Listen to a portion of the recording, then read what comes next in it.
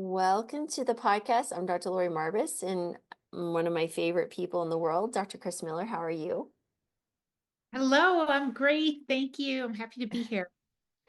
Awesome. And so basically today we're going to talk about one of your articles, and it's one that just came out, and we'll put a link to it, guys, below on November 3rd. And it was the Nobel Prize that could change how we treat and heal autoimmunity, which is really, really important because you and your history of lupus, and you have a really unique spin and take on it.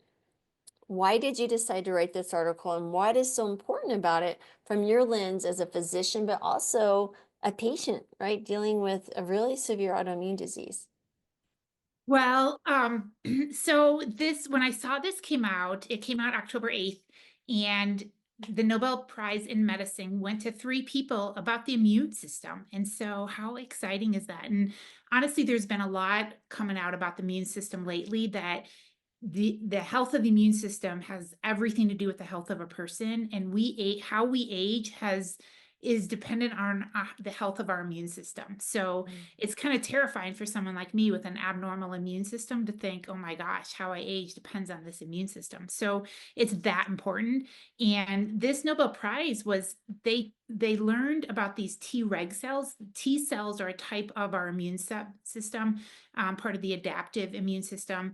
And the T cells, there's cytotoxic T cells, which means they kill other cells. So if there's a virus, a cytotoxic T cell will come and release like a liquid that actually dissolves the virus. So we have those cells, we all have them. And then there's T helper cells, which play a role in helping whatever needs to be done for the immune system. And then we have these regulator cells, Tregs, they're called. And this Nobel Prize was for the Treg cells, those cells that actually calm the immune system down. Because again, if you have a virus, your immune system goes on high alert. It starts building antibodies, it starts building T cells, start getting activated, and this army goes out to help fight this virus so it gets down. But if that army stays elevated and keeps fighting, then it starts, instead of just fighting viruses, it starts making mistakes and accidentally starts attacking ourselves, and autoimmunity is born. And so it's crucial that we have Tregs that say, okay, enough, calm down, and retrain these T cells, quiet them down, put out this inflammation so we go back to living our regular life.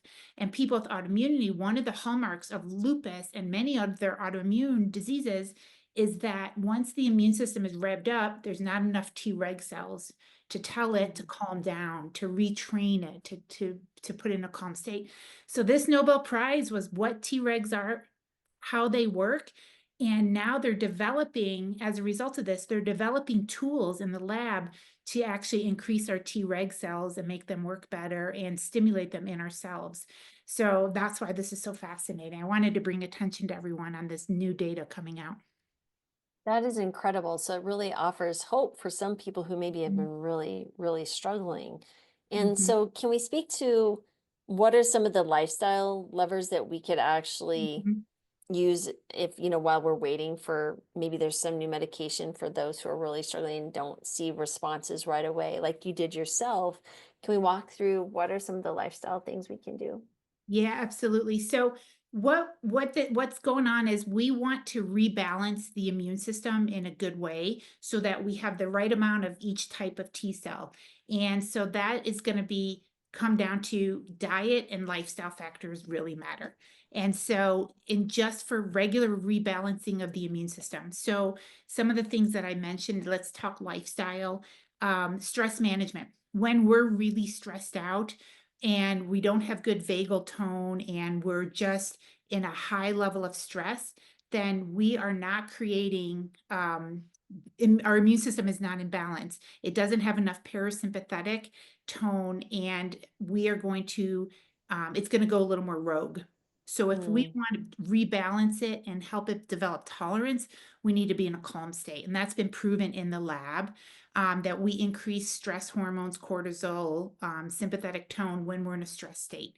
And so just by increasing our meditation, our walks outdoors, our laughter, slow, deep breaths with long exhales, these are so important for rebalancing the immune system.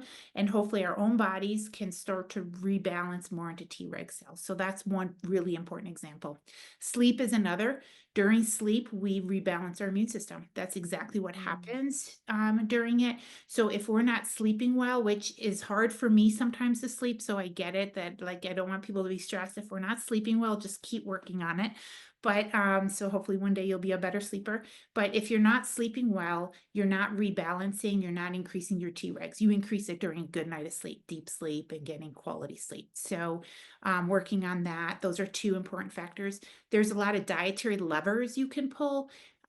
Things like cruciferous vegetables, broccoli can help rebalance the immune system, and that's been shown. It's actually been shown that the polyphenols and the phytonutrients, the antioxidants that are in these types of foods actually turn off things like NRF2 and NF-kappa beta, which is inflammatory, and activate NRF2, which is anti-inflammatory. And all of this is going to start turning off the immune system so that you start rebalancing it. And so those are some of my favorites. Omega-3 fatty acids, however you get them, to be honest, you have to have the right balance of omega-3 fatty acids.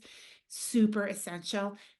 So for people eating plants, they can get it from flax seeds, chia seeds, but not everyone can convert them. So if you're trying to do it that way, check your levels. You can get it from algae oil, you can get it from fish oil, you can get it from fatty fish like salmon, mackerel, things like that. So however you're getting them, make sure it's working and that your level is balanced. And that's a huge lever for balancing the immune system so you get the right amount of these Treg cells. So and then avoiding pro-inflammatory foods. And so we know the number one is going to be processed foods, right? If we're eating extra sugar, processed foods, food additives, food chemicals, food-like products, and I'm guilty of that every now and then too, but those are probably not good for our immune system and they're going to send us out. And again, they're finding data to support this stuff, which is pretty cool that there's actual science behind it. So those are some of the basic levers. And I like doing things like turmeric, another lever for the immune system, ginger as well.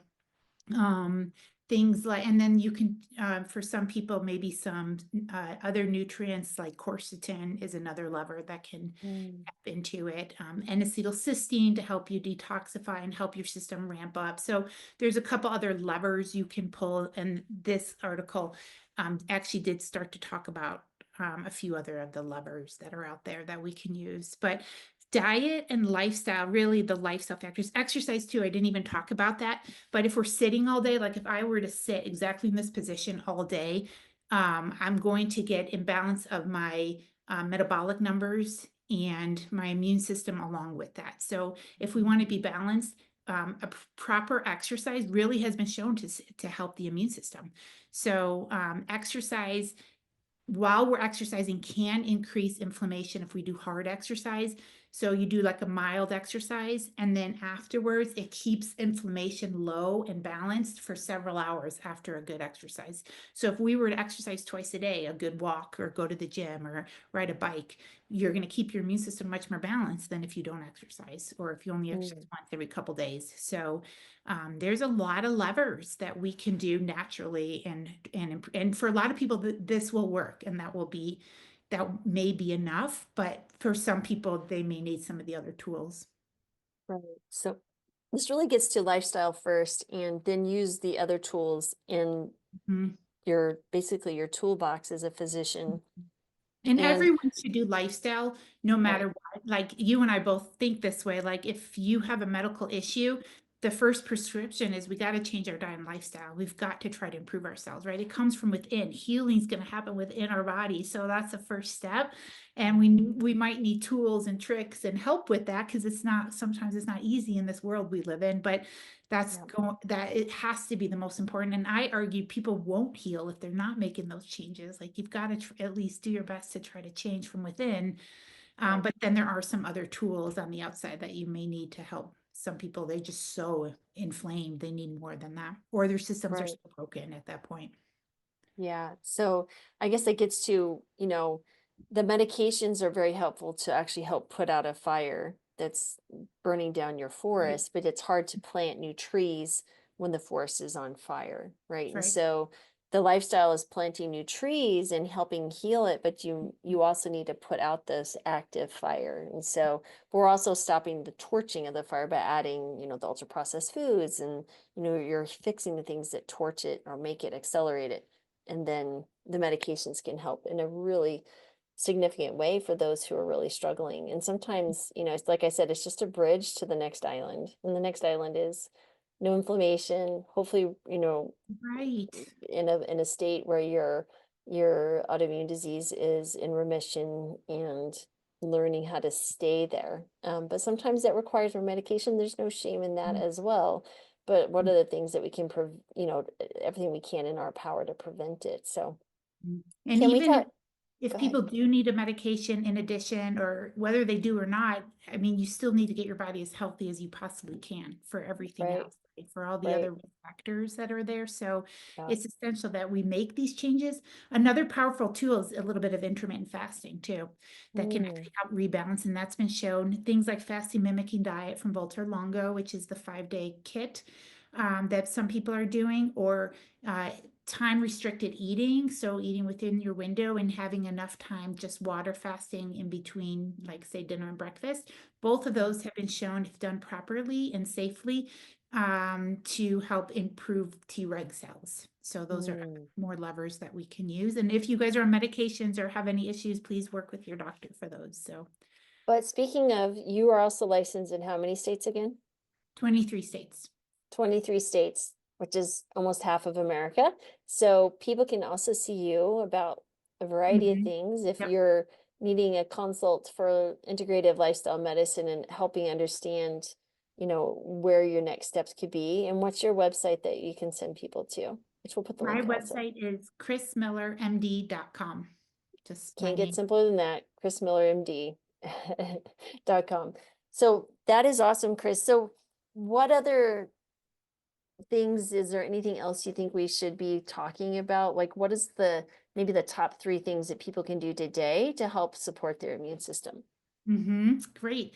Well, I would say the first one I would say is never to be stressed, because I remember listening to people talking and I'd be like, oh my gosh, I'm not doing that, or I can't sleep well, or I'm not, and I would get more worked up. So working on dealing a way to deal with stress, no matter what's going on in your life, is my number one thing I would ask everyone to start doing right away.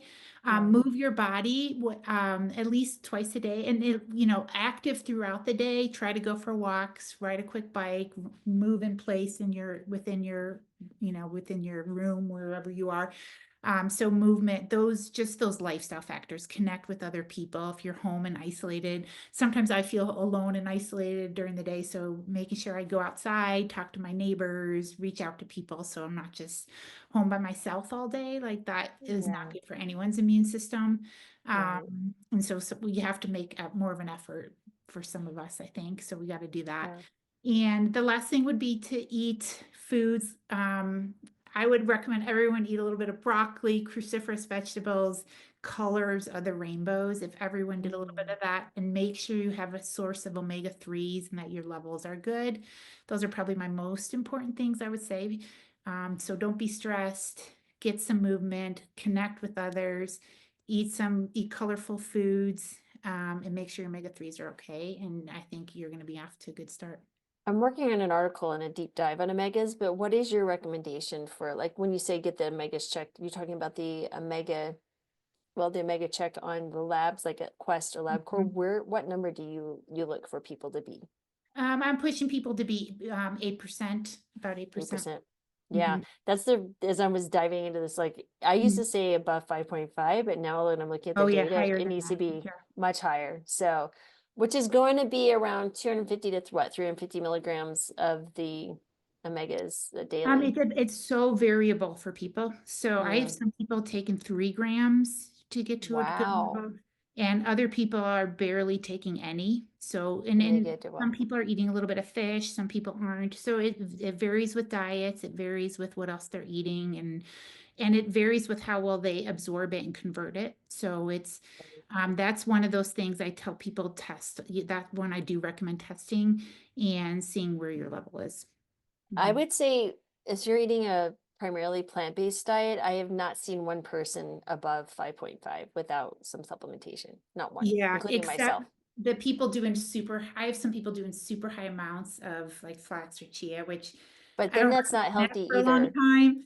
But if, you know, if they're on a program where that's what they're doing, those some people can get it, but others aren't Mhm. getting it there. I agree. Plant-based people can have a level of 2 to 3, and Yeah. that is very detrimental. So, Yeah. yeah, so you I really do want to supplement. And I was eating what I felt was a healthy amount of, ground flax, walnuts, and stuff. And I was just checking. Mine hovered right under 5, and that was without supplementation. But whenever I take the supplementation, I'm above 8. But it's not very much for me anyway. Like you said, this Yeah, is it varies individual. for different people. So, Yeah. and there's no, whatever our bodies need is where we Yeah. are to get it to an optimal And level. this is the really important thing is that people, like, well, I don't understand why, if I'm eating this way and I'm eating clean, I'm doing everything I've been told to do, why isn't my body just able to do what it needs to do to be optimal? I was like, well, we don't live in a natural world, right? You live in a very, the modern world with the ultra processed foods. You may have spent 5 or 6 decades abusing your body with being overweight or having metabolic disease or a lot of different things. And we're environmental toxins, the stress that we have, these things are just not, we don't live in a natural state. We are part of the natural world, but we've forgotten that. So I think it's just really important not to feel ashamed if you think you're Mhm. doing everything right and still need some help with supplementation or medications. That's okay. There's no judgment. The only one who's judging is yourself. And if someone judges you for that, they are not in you shouldn't be in your tribe.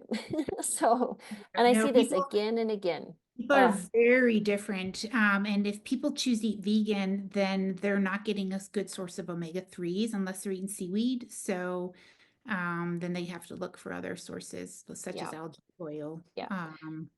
And there's So, nothing wrong with eating a whole food plant-based diet. I mean, this is what I'm eating as well, but I'm also very careful about, I'm right. eating a lot of more nuts and seeds that are some people would feel comfortable recommending. I eat a lot of, beans and well, less whole grains. I eat some whole grains every day, but mostly a lot of beans and veggies. And I add the fruit, as kind of more of on the side or in the comment. I may snack on fruit, but I only eat probably twice a day most days because my appetite's just like, I'm very active. I feel good. I'm eating enough protein.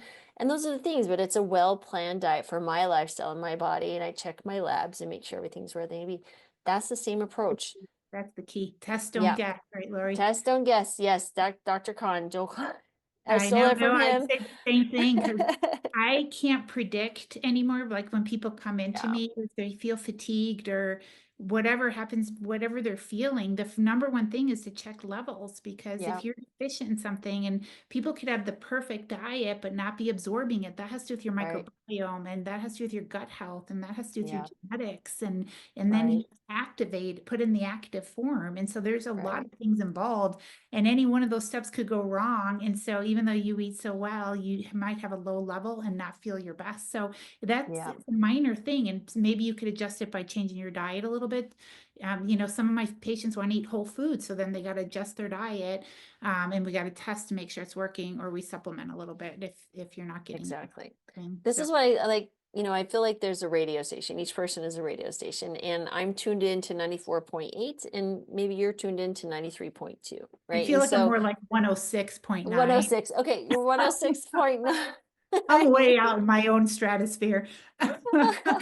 Wherever you are, but everyone has a little bit different, right? And we need to turn a It's little bit more totally to the true. right, a little Mhm, bit to the left. It's like mhm. a recipe, and we talked about our friend, our mutual friend Martin. And when he's cooking, his intuitive cooking, he's not using a recipe. He's deciding in the moment, in the context of the ingredients that he has, because each of those ingredients came from a different place. It's growing. Maybe it came from, I don't know, wherever he gets all his stuff. One area in Spain, and then something came from Finland or wherever. I'm just saying, we don't know. Like that food, the soil is different, the nutrient value that causes it to be a little more bitter or something. you're putting this in this dish, and he's adding things like the herbs and spices. Maybe today he needs a little bit more rosemary. Tomorrow, the same quote unquote ingredients, he needs a little less. So that's the difference, right? It's Mm. all context driven. Every single day, your age, what you were 20, 30, 40 years ago is going to be different than what you need today. That's really important to understand, and it's okay. It's okay. Mhm. Yeah, our needs change for sure during age, and that's Oh why we yeah, sometimes feel menopause, different, or we need to evolve our diets because we don't feel as good as we did previously, or it's not right? enough one nutrient, or yeah, for sure that. Right. And Mhm. just understand that your journey is different and that's okay. Again, I think that's one of the things with less stress is understanding that we're doing everything we can and just accepting the reality of what's sitting in front of you. And when you can do that, the stress just goes, poof. It's like, it is what it is. Literally, this is everything. I say this every day. It is what it is. What can I do? Well, I do what I can. And then everything else I just accept and we'll ride it out and see what happens. It's all going to be okay. Just the way it is. Oh, and in my world, my body broke at a young age. So I've Yeah. had to accept that I've had to, and Yep. for me, supplementing and changing my diet has made a huge difference. Yeah. So without, I couldn't do it with Exactly. just food alone. I wasn't healing with, and Lord knows I tried. I water fasted for 16 days. I did all raw for 6 months. Like I kept getting worse. So Yeah. tweaking my nutrient level really helped me. That's huge. So, Well, and we can go on the opposite side. Like I eat a whole food plant-based diet. I supplement. Everything was humming along beautifully. And then menopause came along. It's like, yeah, well, I'm going to throw this big old fancy monkey wrench in your little system.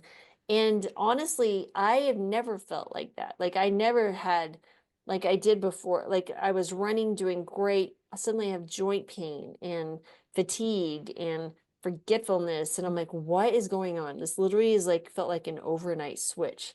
And that's when I chose to incorporate medication, right? So lifestyle wise, my body was very healthy, but I needed to feel well. I've embraced menopausal hormone therapy for 2 years now, and I feel amazing. It's like mhm. I'm not going back. And so people who think like, well, that's just a natural state. I used to think the same thing because, we're told you shouldn't be using hormone therapy. The data is actually quite compelling in the opposite direction that it's very beneficial. And Yeah. I'm like, well, again, you can choose to have a belief system that inhibits your ability to maybe use a tool that's very helpful and improves your quality of life, or you can embrace it. So it's like, I'm done trying to appease people based on their beliefs and not the data, and the reality of each person's a little bit different. So, Yeah, everybody's different in their, yeah, the way they go about it for sure. yeah. But Yeah. menopause does take a hit on the body. Dude, I'm telling you, the more I dig into like, I'm always trying to, when I write articles about different things, I'm always also trying to get the angle from the menopause piece because one, I'm curious, and two, most of my audience is female in this age bracket. And it astounds me how much estrogen, progesterone, like all those things play a factor. And I just had my hormone levels checked just out of curiosity. You don't need to have your hormone level checked, but my estradiol is fine, but my FSH, my follicle stimulating hormone, is still high, which would tell me that my estradiol levels are probably equivalent to someone in perimenopause, which is fine. I'm not going to be at a higher dose. All my symptoms have abated. I feel good. But it is really fascinating to see what my body is thinking is enough, or would I adjust it or tweak it? I don't feel comfortable going above what I'm on currently, just because I'm like, I don't need to. But yeah, so it's really interesting though, just Mhm, to see what your body is doing mhm, for mhm. sure. Yeah. No, estrogen's very anti-inflammatory. So Hmm. for me in my autoimmune world that I live in, it made a difference for me too. When it Yeah, decreased, I felt that. Mhm, yeah, yeah. And then you're probably even more sensitive to even more minute changes in mhm, something like the mhm, estrogen. Yeah, for sure. Oh my mhm. goodness. Well, I feel like we can continue this forever. We kind of got slightly off topic, but I think people, hopefully you'll find this beneficial. But guys, I will see the link below for Chris's Substack. Definitely check out this article. It's really fascinating. And we hope you found this beneficial. But Chris, thank you so much for being here as always. Thank you for having me. I loved it. Appreciate it. I'm Dr. Laurie Marbas. Now, if you've ever taken a multivitamin, you've probably assumed it's giving you everything that you need. But the truth is, most women's multivitamins are filled with nutrients that you're already getting from your food, while skipping the ones your body really needs to thrive. And that's where the For Her Essential System comes in. I co-created the For Her Essential System with Complement, a science-backed supplement system that provides the essential nutrients women need for optimal health. It's designed to support hormonal balance, energy, bone health, and much more, with just the nutrients we struggle to get without the unnecessary fillers. What sets the For Her Essential System apart is that it is specifically formulated for women, with dosages based on the latest research, ensuring you get what you need, so you can thrive in everything you do, all day, every day.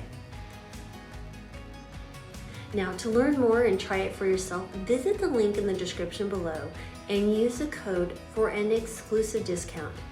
Take control of your health with the nutrients that matter most.